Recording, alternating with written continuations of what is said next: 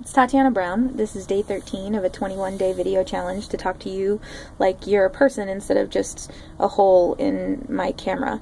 Today I want to talk to you a little bit about a conversation I've been having with my friend Ricky, who's a really awesome researcher and organizer who's living in Chicago now.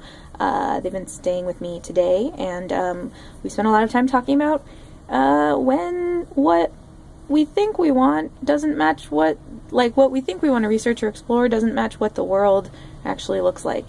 And I think that's something that I've encountered a lot across my career and process as an artist and as a person who makes things in the world. Very often, the first idea I have for a project has a core kernel of awesome in it, but there are a ton of details that may or may not be viable. Let's do this thing and we're gonna do it over 6 months. Ooh, 6 months is actually not enough time to make this project work. Or oh, it's gonna be kind of hard to get people to be involved using just these channels. Or maybe they're just maybe getting the kind of participation that you want is going to take a different angle than you thought it would.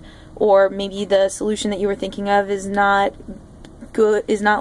comprehensive enough for how severe the problem you were initially looking at is. And I think those moments of realizing that your first idea is not necessarily your best idea, I think that's what makes people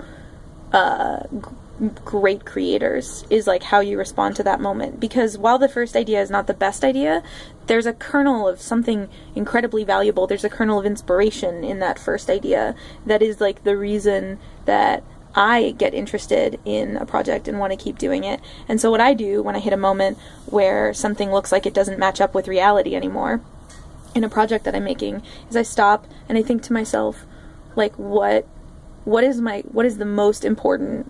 the three most important things about the original idea that I had?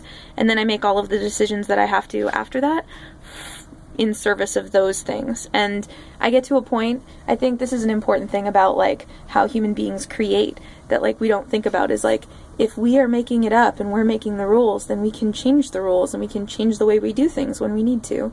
And when I think about big industry and politics, very often I wish personally that the world that we lived in followed that same idea of ooh, our initial impulse doesn't match what the world really looks like.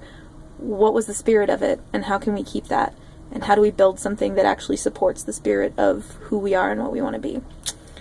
Those are my thoughts on resiliency for today. I will probably make another of these videos tomorrow. Thanks for listening.